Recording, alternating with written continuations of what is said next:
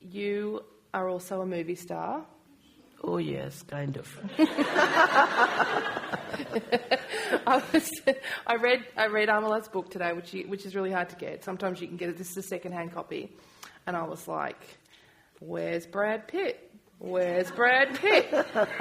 You left out Brad Pitt from your book. You are in 7 Years in Tibet. Yes. You play your own mother in that movie. That's right.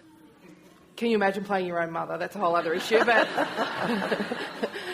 and my daughter, she played our mother. Did she? In Gundun. Did she? Yeah, yes, Gundun, yes, yeah. yes. Gundun, the movie by Scorsese. Yes. Yes. Were you a bit miffed? I mean, you've done the role. You could have done it again. It was simultaneously the shooting was going on.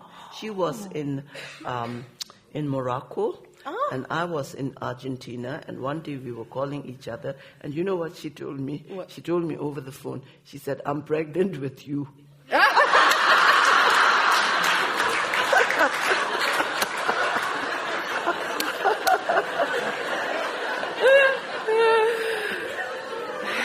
Crazy. Yeah.